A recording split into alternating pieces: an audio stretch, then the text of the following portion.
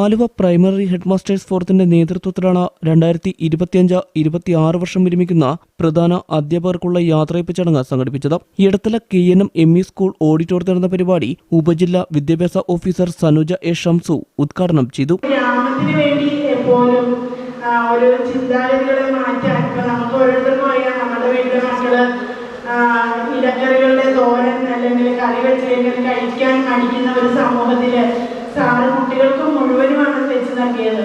സാറിന്റെ വരവ് മൂലം ഞാൻ വന്നപ്പോഴത്തേക്ക് സാറ് തന്നെയാണ് ഇവിടുത്തെ പ്രധാന അധ്യാപകൻ. സാർ ഓരോ വർഷവും കുട്ടികളുടെ വർധനയ്ക്ക് വേണ്ടി വളരെയധികം പരിശ്രമങ്ങൾ നടത്തുന്നുണ്ട്.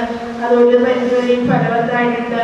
ഇനിയും നിലനിർത്തി കൊണ്ടുപോകാൻ സ്കൂളിന് സാധിക്കട്ടെ എന്ന് നമുക്ക് പറയാൻ സാധിക്കുന്നതിനോടൊപ്പം സാറിന് ഇനിയുള്ള ജീവിതം അടങ്ങിയിരിക്കാത്ത വിധത്തിൽ മറ്റെന്തെങ്കിലും തരത്തിലുള്ള മികവുള്ള പ്രവർത്തനങ്ങൾ കാഴ്ചവെച്ച് സജീവമായി മുൻപോട്ട് കൊണ്ടുപോകാൻ ഇടയാകട്ടെ എന്ന് ആഗ്രഹിക്കുകയാണ്. ആശംസകൾ. തുടർന്ന് വിരമിക്കുന്ന പ്രധാന അധ്യാപകരായ sister Angelina, Jabbar master, Geethamol teacher, Shakeela teacher, Baby master, Agnes teacher, Shaiby teacher, Sujath teacher എന്നിവർക്കുള്ള ഉപഹാരങ്ങൾ കൈമാറി. HM forum secretary Navas CI അധ്യക്ഷത വഹിച്ചു.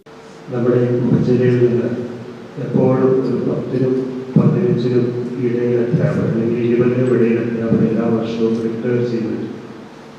എന്തൊക്കെ പറഞ്ഞാൽ റിട്ടയർമെന്റ് എന്ന് പറയുന്നത് ഒരു വേദനയില്ല.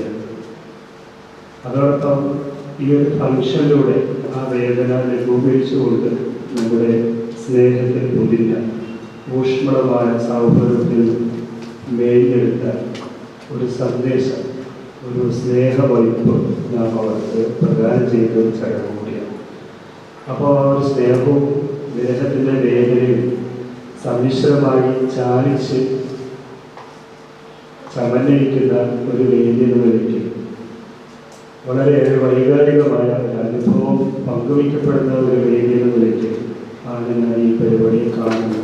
കൺവീനർ അശോകൻ KN സ്വാഗതം പറഞ്ഞ ചടങ്ങിൽ സീനിയർ സൂപ്രണ്ട് മഹേഷ് കുമാർ, അധ്യാപകരായ സുമാകുമാരി, ദിവ്യ, സിസ്റ്റർ ഷൈല, KA ഫാഹിം, ലിജി വർക്കി എന്നിവർ ആശംസകൾ നേർന്ന് സംസാരിച്ചു. അധ്യാപകൻ ബെന്നി നന്ദിയും രേഖപ്പെടുത്തി. തുടർന്ന് KNM ME സ്കൂൾ നടപ്പിലാക്കിയിട്ടുള്ള വർണ്ണക്കൂടാരം, പർണശാല, കരനെൽ കൃഷി, നീർക്കുടം പദ്ധതി, ഇലക്കറി ഗവേഷണ കേന്ദ്രവുമെല്ലാം HM ഫോറം പ്രവർത്തകർ സന്ദർശിച്ചു.